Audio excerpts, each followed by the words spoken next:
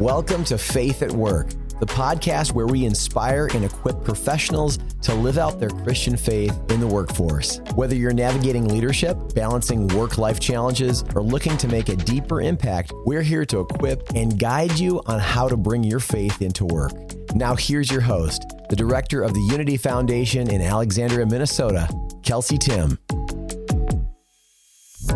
Today I'm joined by Glen Stevens, also known as the Mental Fitness Guy. Glen is a former pastor of 25 years who followed God's call into the marketplace and now helps business leaders strengthen their mental fitness.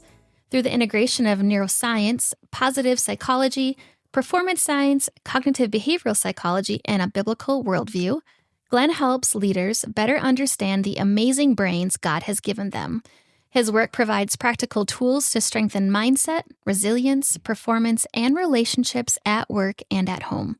In this conversation, we'll talk about what it looks like to be transformed by the renewing of our minds, how mental fitness impacts leadership, and why Christian business leaders are uniquely positioned for kingdom impact. So welcome, Glen. Hi, Kelsi. It's so good to be here. I'm really excited to get to know you, and I'm so intrigued by how you ended up here. Yeah. So we're gonna get into that, but can you first share your story, Glen, from 25 years as a pastor to becoming the mental fitness guy? Right. Yeah, that's a big story. It's a fun story. I'll give you this shorter version of it, but almost 6 years ago in August, actually almost 7 years ago this August, I was in a prayer meeting. Another pastor who was between churches, and then his sister-in-law, who I met for the very first time that day. And as we were praying, she said she saw like a vision and thought it was for me, and went on to explain that she saw this pathway running through lush green forest. And there's this brilliant light shining down on the path, and that light was the glory of God. And I was being invited by God to step onto this path. And if I wanted to, I could. And God was inviting me, but he wasn't going to force me. And I could stay doing what I was doing as a pastor. I was enjoying that. But following that, I prayed about it and had other people pray, fast. And basically, I ended up with green lights everywhere. And I remember walking out of that prayer meeting going, I need to resign and do something different. Like, I think I'm supposed to start a business. I don't even know what. I've never done business, but that's what God was asking me to do. So fast forward to just a couple of weeks ago, I was taking a prayer and planning day. And I like to do that. And there's this beautiful walk, nature walk, 10 miles from my house at St. John's University. And I was walking, and all of a sudden it just hit me. I was walking on this path, beautiful hardwood forest on both sides of me, lush and green, and the sun was shining. There's this brilliant light right down on the path. And I flashed back, and it's like, I had felt this confirmation, like God was saying, you're on the path and you are doing what I want you to do. That's really beautiful. I love how God confirms what he speaks through people and to us. Yes. And I love how you pursued the green lights, right? Like, yes. I think that's so important when we hear things from the Lord that we get confirmation. Yeah.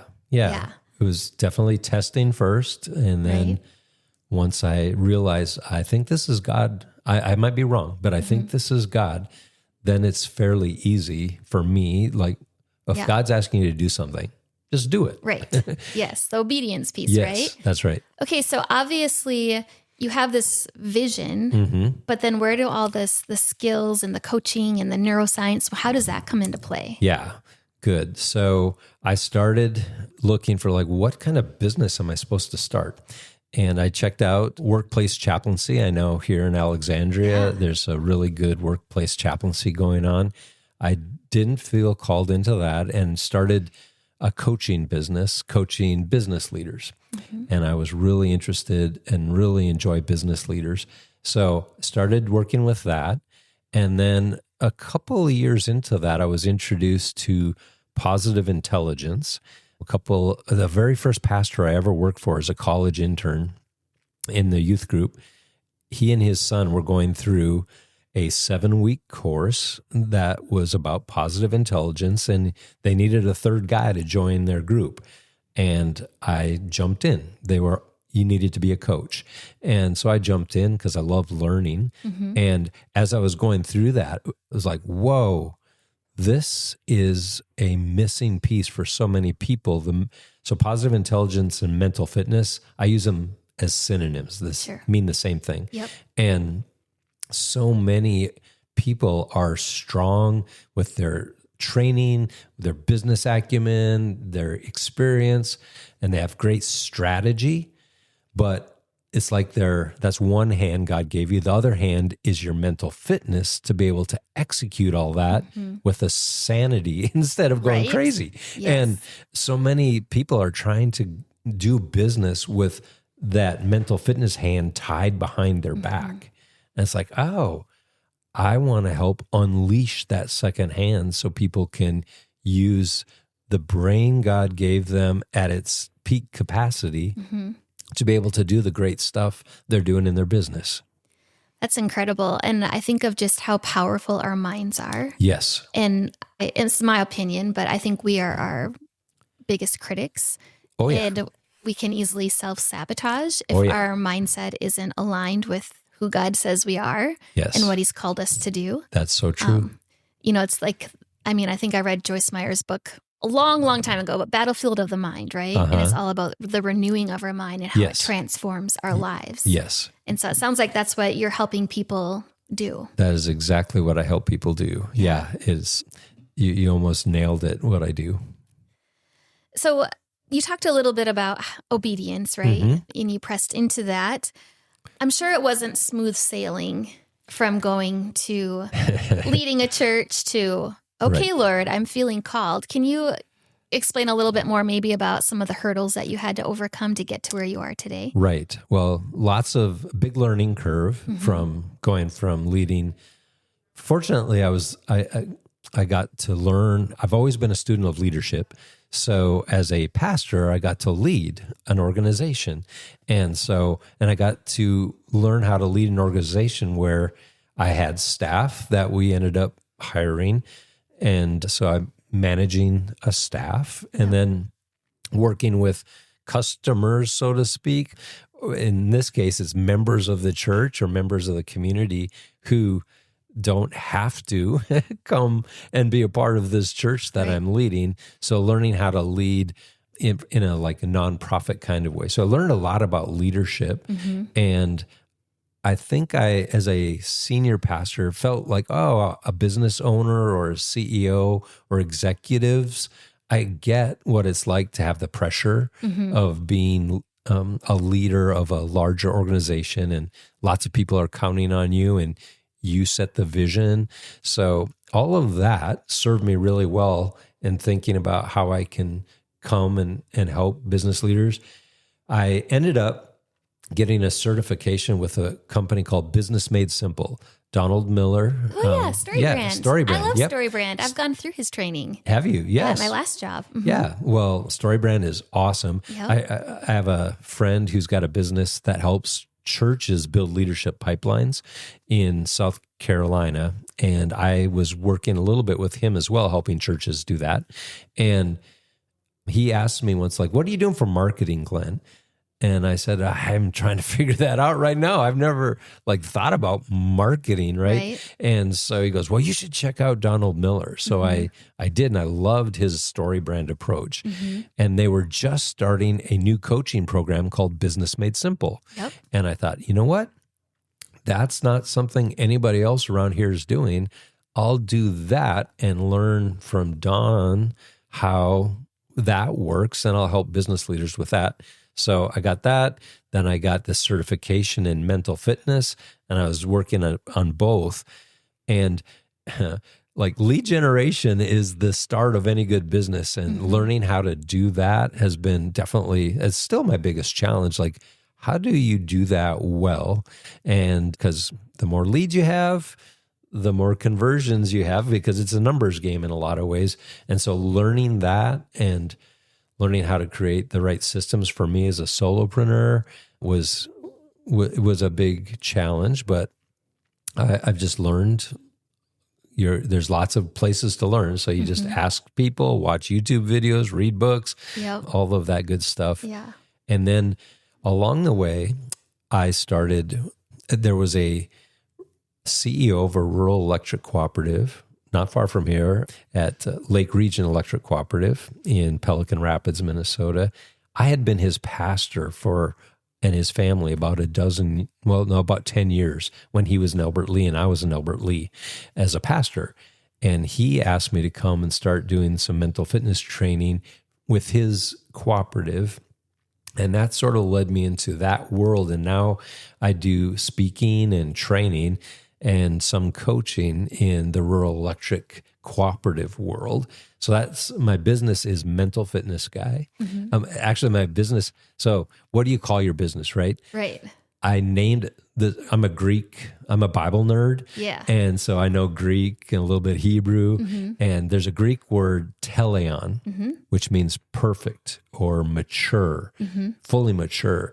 And I love that word. I love how Paul uses it in Colossians and other places. And my wife had said, you should name your business Teleon because you like that word so much. So I did. Well, people couldn't pronounce it. They didn't know what it mean, and they couldn't remember it.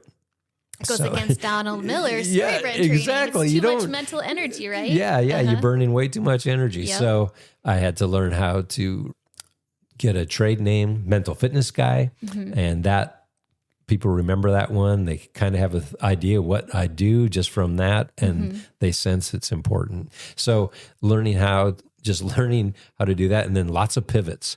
Business requires pivots, and especially during the pandemic, and so went from just business leaders to business leaders and rural electric cooperatives. I've kind of been in a lane of focusing on rural electric cooperative work and supporting keeping, our lights on, affordable, reliable, safe energy, and helping that industry with that. And now I'm actually testing the market right now to start a second business, which would serve business owners. And so I feel like my why is we live in a tough world, and there's a lot of pain and hurt in our world. And I think small business owners are uniquely positioned to make a big difference and a dent in that. And so my mission is to help equip like a multiplying movement of Christian small business owners to have a really strong, biblically based worldview and mindset so that they can have a significant kingdom impact with their lives, their whole lives, with the toughest leadership person they'll ever have to lead themselves.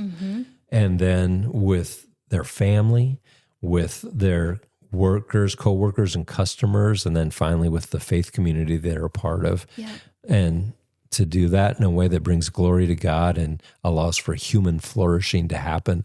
I see that's sort of like my calling, and I think I've got something special to do with regard to coming alongside small business Christian owners and really helping them dial in the mental fitness part of what they do. Yeah. My husband and I are small business owners, and so we're connected with other people, and I definitely think there is a need for that because we are, I don't want to say you're an island, but you're not a large corporation. Right. And just resources, budgets are different. That's right. And even just the people on your team too. And so, I think that would be really amazing to champion small Christian business owners. Yeah.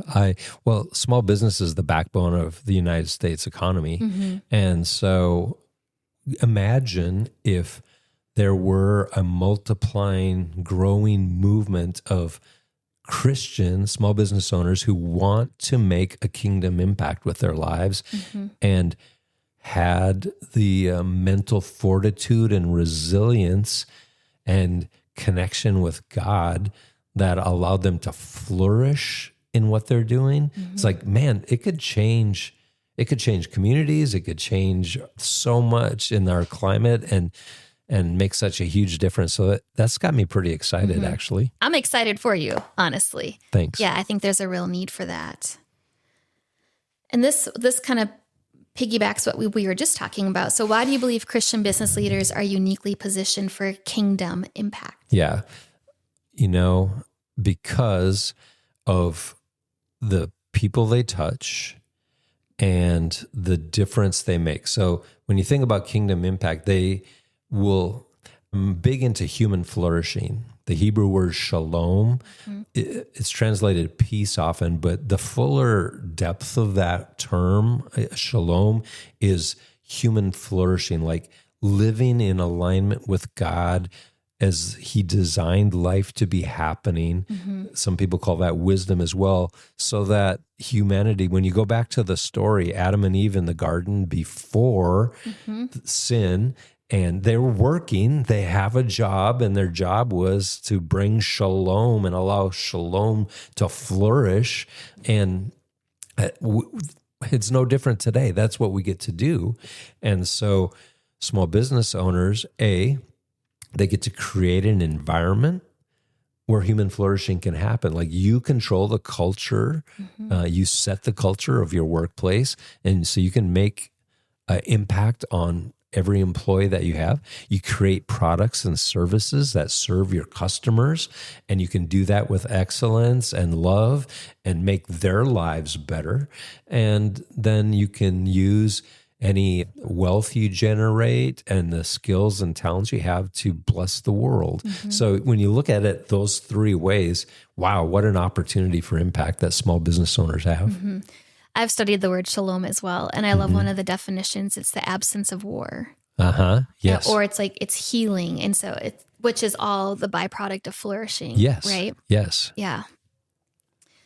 So how do you define mental fitness, Glenn? All right. So I'll give you the technical way that I learned it from positive intelligence, and then I will share like my Christian worldview. So like I learned about 4.5 years ago, I experienced this like, positive intelligence, how to rewire the brain, neuroscience. The neuroplasticity. Neuroplasticity is like, boom, right. Wow. God gave us amazing brains, like absolutely amazing. And so the way one sentence I define mental fitness is it's someone's capacity to respond to challenges. And who doesn't have challenges on a daily basis, right? It's the ability to respond to challenges with a positive rather than a negative mindset. So now, I think Paul is basically, from a biblical worldview, it's learning how to live out Philippians chapter 4. So in Philippians chapter 4, Paul says, starting in verse 4, he says, rejoice always. Like, who doesn't want to have a life where you're full of joy all the time? Rejoice always. I'll say it again, because the thing is, life's hard and challenges come our way, which are at war, you use the word war, with our inner peace and joy and happiness. So he repeats it, again. And so he says, and when we have troubles, it kicks up worry, stress, anxiety, overwhelm, all these kinds of things that we feel every day as human beings, and small business owners feel those in intense ways sometimes. And he goes, you know what? Don't worry about anything. Instead, by prayer and petition with thanksgiving, give God all of those worries. And the peace of God, shalom, will transcend, transcend all of that worry and doubt. And then he goes on to say, so what's it mean to have a positive mindset? Finally, brothers and sisters, whatever is true, whatever is noble, whatever is honorable, yep, noble and honorable are the same, whatever is right, whatever is pure, whatever is lovely or admirable, if anything is excellent or praiseworthy, think about those things. And those are all that positive mindset. So really, mental fitness is learning how to live those first few verses of Philippians 4 in real life. I love that portion of scripture too. Is it 6 and 7? 4, 6, and 7 is, I think, the chunk of that. 4, and then verse 8. Yeah. It's verse 8 is the, finally, brothers and sisters, whatever is true, whatever is honorable, whatever is right, pure. Yeah. So you get a choice. We get a choice every single day when challenges come at us. We can live in worry and fear and anxiety and overwhelm, or we can choose instead to think about excellent and praiseworthy things. We get to choose. That's the beautiful thing about neuroplasticity is God's given us agency. We are not victims of our circumstances, and we don't have to be. And when we're not, no matter what challenge we're facing, and they might be huge, I can actually count it all joy that I'm facing this particular trial, because God's going to teach me things here, and I'm going to learn some things here, and we can make a difference here. So it is I think, a God-given positive attitude and mental fitness. The stronger your mental fitness is, the greater your capacity to live that way. And it gives God opportunities to show up. Oh yeah. Do you know what I mean? I don't think most of us are wired to be joyful in suffering. I know I'm not. Correct. But when we start to allow him to be who he says he is in our trials and suffering, that builds that resilience inside of us. Yes. And then we're able to fall back on, remember, the remembering. You know, like I love the stones of remembrance in the Old Testament. Yeah. Like, we're going to recall, we're going to testify to the goodness of God. That's right. And all of the attributes of who he is. Yes. And then it's kind of like you have to build yourself up in the faith. Yeah. To stay there in the suffering, right? Yes. To remember. Use your brain to remember. And then gratitude is so powerful. So in your brain, so you can think of your brain like, it's like God gave you 2 brains. All right. One part of your brain is for logical, rational thinking. It's kind of a linear computer. And then the other part of your brain is the part of your brain that it allows for empathy and curiosity and creativity and purpose and meaning and significance and clear, calm, focused action. And we take neural pathways to either of those spots, but the way God designed the brain was to keep us alive first, and then we thrive second. And so we immediately, when stuff happens, especially threatening things, boom, we take neural pathways to the brain stem and the part of the brain that is given to us by God to keep us alive. And we feel the initial thoughts and feelings are, oh no, ooh, bad, terrible, ooh, yuck. Right. And that is a gift from God to feel that way for a second or two, because he's alerting you to something that needs your attention. The problem is we get stuck in that. And long past what God designed it to do. It's designed as an alert. Go shut the alarm off. And now tell your brain to take the neural pathways to the part of your brain, the middle prefrontal cortex, right hemisphere, and empathy circuitry are the 3 main components that allow you to really care about people in the midst of the storm, to allow God to love you and love yourself in the midst of that storm. God said, love your neighbor as yourself. So if I can't love myself, I've got some work to do to be able to love my customers and my employees and coworkers. And so it's really important to understand that we have agency and God gave us brains. And like, I kind of feel like, I want to give people like a user's guide for your brain. In that comes from a biblical worldview, not just from the science of our world. Right. Well, and I love how it actually works together. It does. Because God is that good. He is the creator. He is the creator. He made the brain. Right? So like what neuroscientists are discovering now, God's like, they finally got that. Yeah, like that's in the Bible, actually. And exactly, that's what I've learned. Yep. And over the past 4 years, I've kind of made it a passion study of my own, is as I've been learning about neuroscience and psychology, where, how does it integrate with a biblical worldview? Because that's like my area of expertise. I got to go and get a graduate degree and preach the Bible every week for 23 years. Right. So it's like, and I read the Bible every day. I love God. So I love his word and his message to me. And I love reading it with people too. And it is amazing. Like, people will say, where do you see neuroscience and this positive mental, fitness in the Bible? It's like on every stinking page. And it's not surprising, but I remember thinking this the first time. It's like, wow, there's so much integration here. And it's like, duh, God's brilliant. If he gave us his word to help us flourish in life, obviously, he's going to bake into those instructions for human flourishing patterns of thinking and behaving that align with how we designed our brains to function well.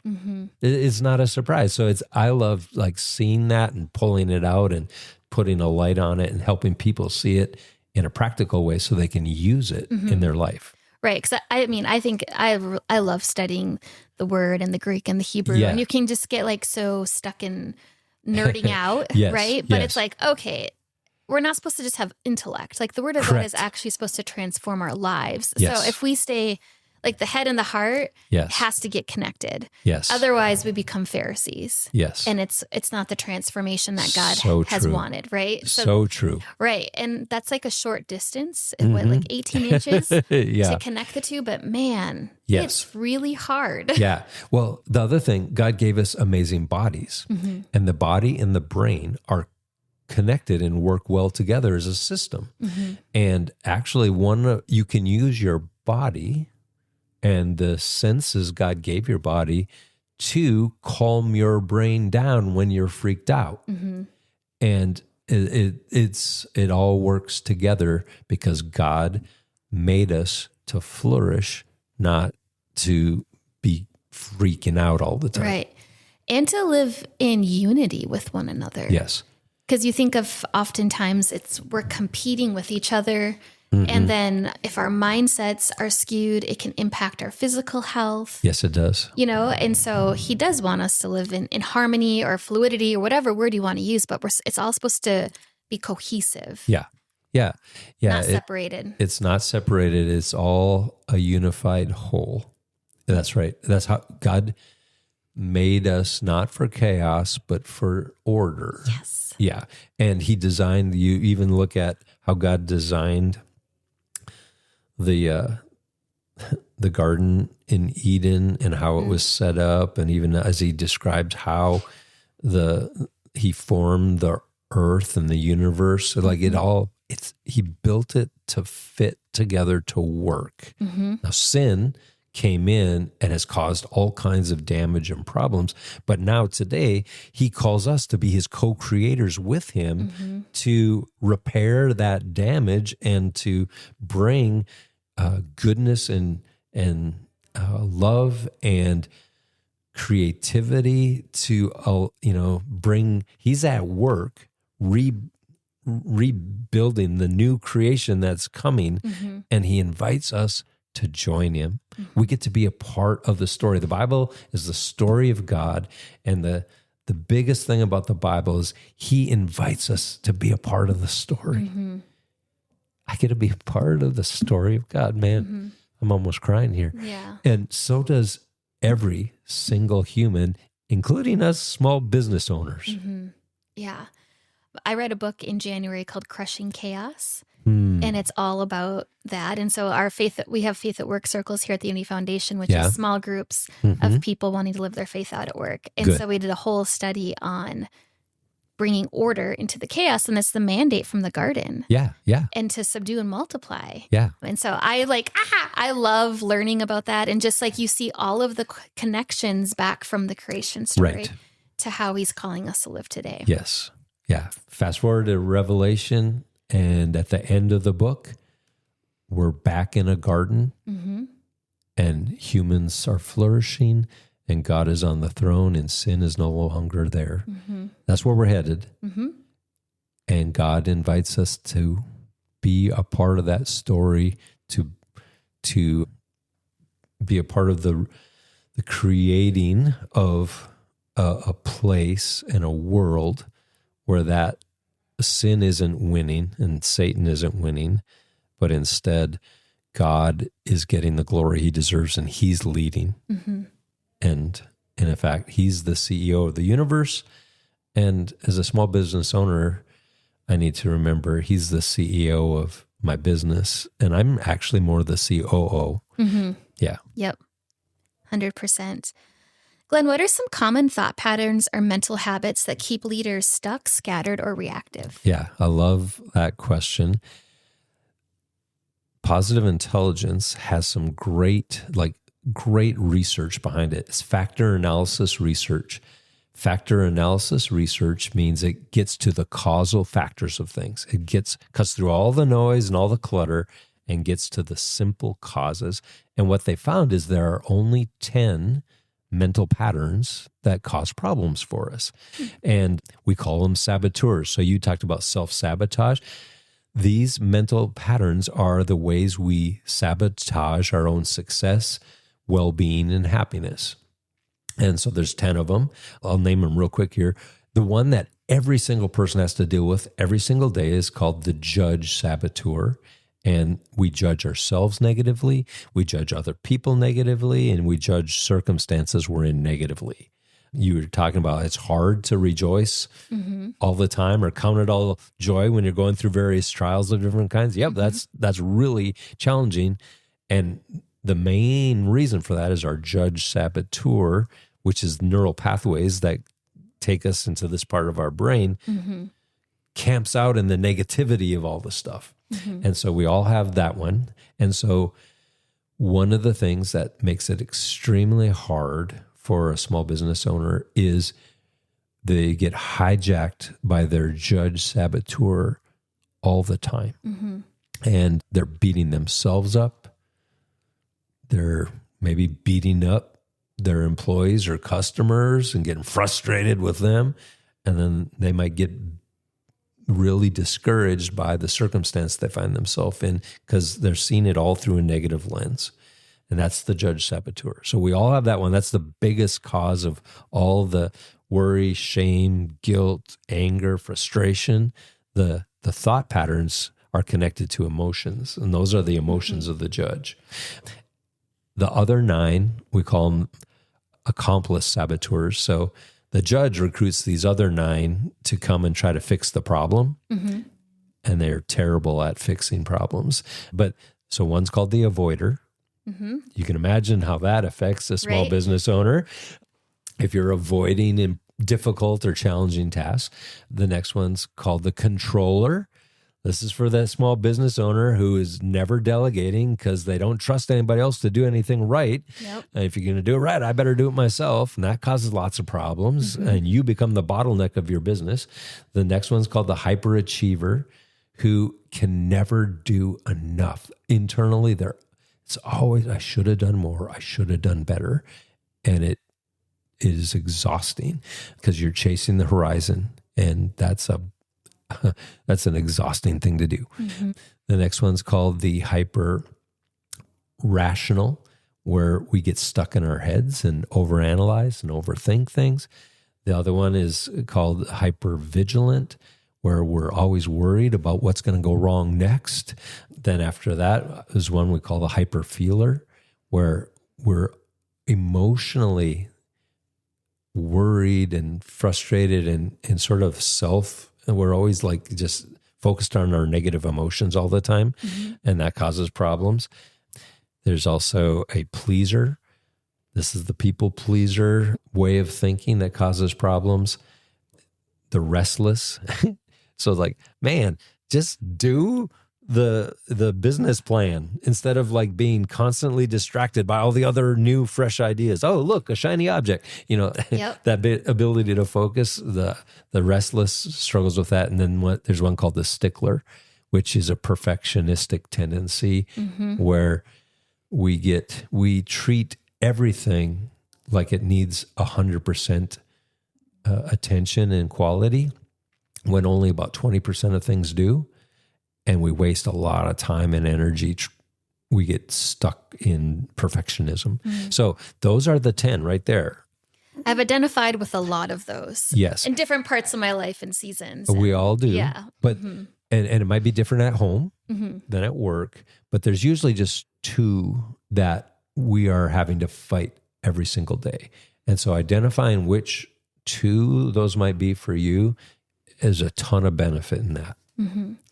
Well, and when I hear you say those, I'm like, oh, it goes back to identity and knowing who God's made you to be and knowing who God is. Yes. Right? That's kind of, I think, when you pull back all the layers, that's the core. Yes. It goes, so identity is huge and being able to, because the lie, so one thing I should have told you about these thought patterns, I was amazed. The founder of Positive Intelligence is a man. It's in California, the company. His name is Shirzad Shamin.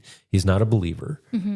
But as he was teaching this, he was talking about the saboteurs, and he said they are fueled by 2 things, fear and lies. I immediately thought, your enemy, Jesus said to somebody, hey, your father, the devil, he's a liar and the father of lies. So it's like when we believe those lies, that's what these saboteurs do, is they tell us lies and we believe them. And then we get upset. Instead of understanding what God says about us and the world, and we don't have to be all upset now. Plus, he's in charge. Right. He's there for us. We can cast all of our anxieties on him, but we oh no, I got to handle this, and we get stuck in that negative emotions, and then we get afraid. We're afraid of what's going to go wrong. We're afraid we're not going to get the next deal. We're afraid our best customer, they were acting a little weird. Maybe they're going to leave. We get afraid of all kinds of things, and when we live in fear and lies, we are defeated. And that's exactly where our enemy, the evil one, wants us to be. And so these 10 saboteurs, that's the spiritual side of it. It's like, if you really study the saboteurs that bother you the most, you're going to have a lot better understanding for the spiritual battle of how Satan has been coming after you on a consistent basis. So you can reject the lies and replace them with God's truth, and you can ruthlessly eliminate fear from your life and instead joyfully trust God with your life. That sounds amazing. I choose that option. Yes. Right? Who wouldn't? I know, but it requires work. Yes. So it takes about 6 to 8 weeks to rewire your brain to have the mental facility and baseline to be able to notice the difference. And then it's 1% better every day. You just keep building that mental fitness. Just like if you wanted to be physically in shape, you don't go read a book. I mean, it's not bad to read a book, right? But if you want to get physically in shape, you're going to have to go on a regular basis and work out and build your muscles and pay attention to what you put in your body. Okay, well, mental fitness is a real similar thing. We basically have like 3 mental muscles. You got to know what those 3 mental muscles are, and then learn how to strengthen them, and then show up on a daily basis and get 1% stronger every day. And we can. That's neuroplasticity. Yep. Yeah, that's so good. What does renewing your mind look like in a practical, everyday leadership situation, Glenn? Yeah. Okay. So in the framework I am developing as I'm thinking about working with business leaders, Christian business leaders on this, it's a 5T framework. So it's 5 steps. I'll start with T. I'll give you just the first 3. Okay. So the first one would be to take captive thought. So take captive every thought. And so imagine waking up in the morning and you look at your phone and something you were excited about happening later that day, you look, it just got canceled. And you feel a little bit of disappointment. and there's a little bit of, shoot. You got a bit of negative thinking about that. And then let's say it's the school year and you've got a kid who needs to get to school on time and they are not cooperating. That never happens. Right? And so you get a little frustrated with your kid. Come on. What kind of kid do I have here? I just slapped your table. That's okay. And but okay, now you're a little more frustrated. And then maybe your spouse reminds you of this thing you were supposed to do that you had forgotten, and you could tell your spouse is irritated by that. So now you're irritated that they're irritated. And then you finally get to work and you have a staff meeting, let's say, and you find out that in that staff meeting, your best customer has just decided to go a different direction. It's a rough start to a day. Okay. When each one of those things, and they accumulate, cause that judge saboteur go, oh, that's bad. Oh, that's bad. That's bad.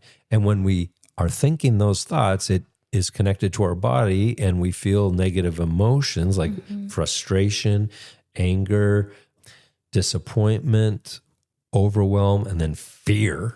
How are we going to survive without our best customer? And now we're really worked up and we're exchanging. So if instead of just knee-jerk going through our day with all those, what if we captured every thought? So every time we had something happen, when we immediately we don't even think about this, it's autopilot. Oh, that's bad. Hold on a second. Is that really bad? Or is God giving us this experience to teach us something or to alert us to something or to cause us to remember something, to take action? So if we can start practicing catching the lies and identifying the fears that are behind that initial negative emotion we have. Anytime you have negative emotion, a saboteur is involved. We should stop and go, what are the thoughts here underneath this that are making me think that way, and take it captive? Paul said, hey, we know how the evil one works here. We know his strategies, so we should take captive every thought. And that's in 1 Corinthians 10. Or is it 2 Corinthians 10? Anyway, I think it's 2 Corinthians 10. And what that is... Yeah, it's 2 Corinthians 10:5. Yeah. So we're silencing the saboteur. We're like noticing the saboteur there, and we're going, I see you. You can leave now. You're not helping me. You're feeding me lies and fear. I don't want to live on that. And then, so doing... the next best thing you can do after that is calm your fears. So tame your fears. And by naming it, you tame it. And you can also then do some kind of focus just for like 3 breaths on a sense of yours. So you can stop and just focus on your breath for 3 breaths. Or rub your fingertips together and pay such attention you can feel the ridges of your fingertips as you're doing it. Or if you're really worked up, tense all the muscles of your body and hold it for like 10 seconds and then release it and put all of your focus for those 10 seconds on the tension and where you feel it in your body. And then the next 10 seconds on the release. The way God designed our bodies and brains to work is when we do that, we're not thinking, we're not regretting the past, and we're not worried about the future. We're in the present moment, and we're focused on that sensation for just 10 seconds. The part of the brain where the saboteurs live, if you were to hook your brain up to a functional MRI machine, calms down just a little bit, goes a little bit dark. And the part of your brain where you're empathetic and curious and creative and purpose-driven and action-oriented, that part of your brain starts to light up just 10 seconds. So maybe you need more than 10 seconds. Maybe you take a 2-minute walk and you focus on the colors that you see, or you listen to the birds singing in the trees. and you really put all your focus on that, that calms down your fears, your system, and it heats up. It actually heats up the part of your brain where you do your best work. So that's the second T, tame your fears. And then the third T is to trust God's truth. So you identified the lies. We need to replace that, do replacement therapy. Replace the lie the evil one's been feeding us, and the neural pathways that went that way. We go, oh, wait a second. What did God say? Who does God say I am? Maybe I'm not a stupid idiot, which is what I say to myself when I make a mistake. Yeah.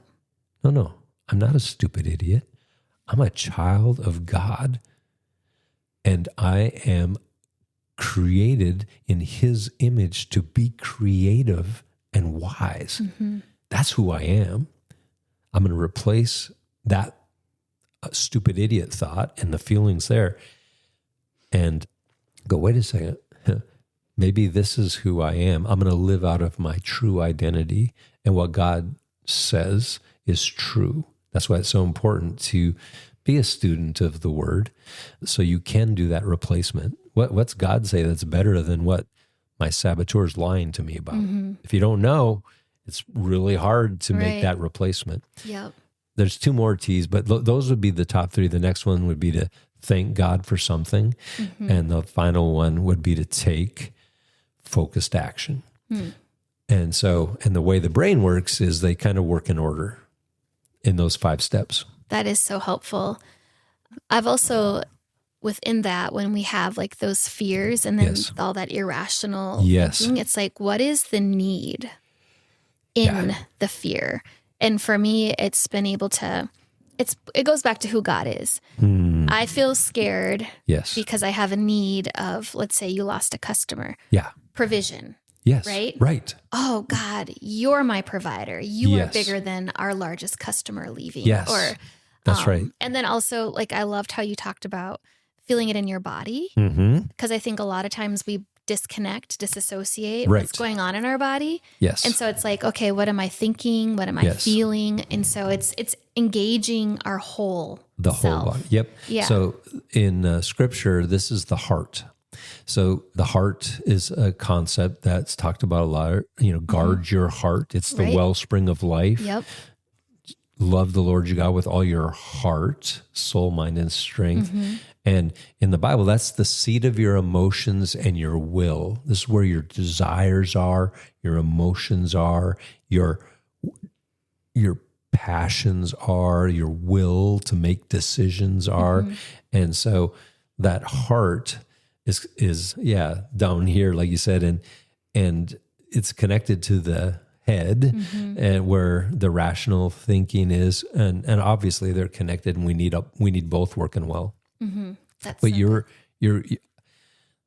each one of those saboteurs kind of has a primal fear that drives it, right? And so, it's a fear that we're not enough, and God's not enough is really underneath all of that, right?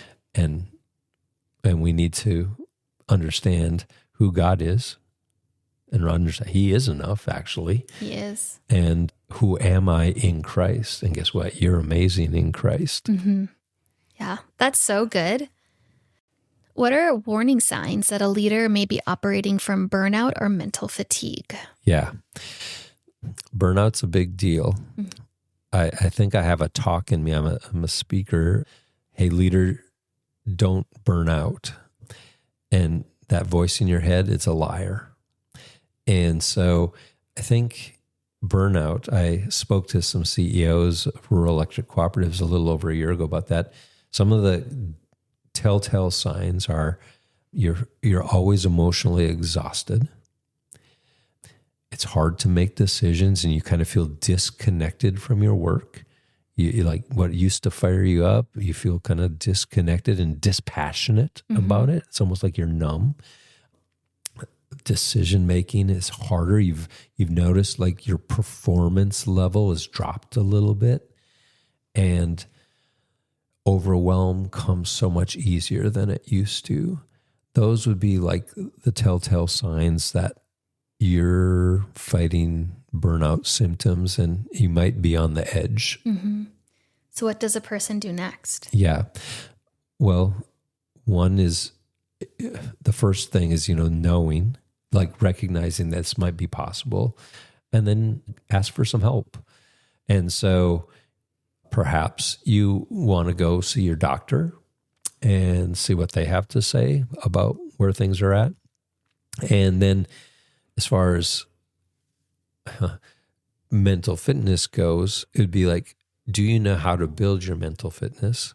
I just finished working with a IT lead of a rural electric cooperative in Colorado. He and his wife went through the 8-week experience I provide to rewire their brain. And he was motivated to want to do that because he was burning out. And so it's really learning how to, take captive those thoughts that are driven by lies and fear. So maybe I would sit down and go, what fears are driving me right now? And what are the lies behind those fears? Mm-hmm. I'd just maybe sit down and take an hour or two or a morning, go sit by the lake, with a journal and try to identify what those are. And then right next to it in another ledger, it's like, well, what do I know God is like, and what does he say about these situations? What's the truth that he has? And maybe list all those. And so I'm in a position to be able to replace the lies and the fears that are driving me with God's truth. And I would say taking walks and doing these mental resets I was talking about with your emotion. Start doing that several times during the day. Like set your alarm for every hour, take 2 minutes and do that. If you can go outside and do it, nature is really helpful, and calm your brain down, because it is sort of locked in this hyper mode of fear, and then give yourself grace. I would say allow God to love you and learn how to love yourself as God's child. Would you, if you saw a little kid who looked really scared and exhausted and angry, would you yell at them and tell them to get their stupid act together? No. You wouldn't say that? No. You'd be empathetic and kind and compassionate. Mm-hmm. That's you right now. Mm-hmm. Don't yell at yourself like that. It doesn't make sense. Right. And again, cast all your anxiety on him. So after you've done that journaling, like, okay, now use that as a prayer time and start with thanksgiving. What can you thank God for?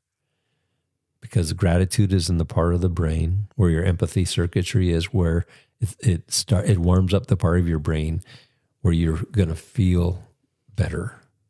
And then go from there to start looking at, okay, what could I do? What are some action steps? And then just pick the one thing you want to do to move forward, whatever that may be. Call your doctor, set up an appointment, go meet with a friend, schedule, set your alarm so you're scheduling these breaks during your day, and give yourself time and give yourself grace. Mm-hmm. Those are really great tips for people. How has the work personally renewed your own mind, Glen? Yeah, it's been really helpful. So about 10 years ago, I was diagnosed with an anxiety disorder, and I was letting lies and fear bother me. The church I was leading, we'd kind of plateaued. And I have a hyperachiever saboteur, which was about like hitting goals, like my worth and value and ability to be loved was all based on my performance. And all of a sudden, the harder I worked, the performance seemed to even get worse. and things outside of my control were happening, and I got stuck, and then I started feeling anxious and afraid, and I didn't know really this, but I went to a doctor because I just felt lousy, and I had headaches, and I was wondering what in the world's wrong with me. Like, I think you might have an anxiety disorder. So I that's 10 years ago. And now I am equipped and have built up my mental fitness to the level where when things happen to me, I know what to do to capture those thoughts and which mental resets of breath or touch or muscles or sight that like help me in that situation. And I'm learning how to replace. And so it's helped me to be more enjoyable to be around. I'm a better husband for sure. Way better husband. I am able to find joy in life, in small things and big things. I'm able to actually celebrate. Like before, if I would hit a mark, it's like, oh, but Glenn, there's like these 2 more marks over here now. Like you think my hyperachiever would lie to me and say, like, if you climb that mountain over there, then you're something. Now you're worthy of love. And I get to that top of that mountain and it would go, oh, don't get too excited. Look, there's 2 more mountains over there. That's exhausting. And yes, so I was in this exhausted place where I was working really hard, trying my hard, I'm praying and all that stuff, but mentally I was defeated. And learning how to renew my mind has allowed me to deal with challenges at a much better, much healthier way, and then just build better relationships with people. And that goes a long way. I think it's more common than people realize with like struggling with anxiety, especially for high performers, because it's all about the output and the doing. And I struggle. I have struggled, sometimes still struggle with that, the production piece. And then you get so disconnected from what's actually going into your body. Because it's like a hyper focus. And that's not helpful. So I'm going to tell you a little prayer practice that I combine with a mental reset. I have a little morning routine where I do these mental resets around the stuff I'm already doing in my morning, little 10-second things. And then I combine them with a prayer. And so in the shower, for 10 seconds, I just feel the warm water coming over my body.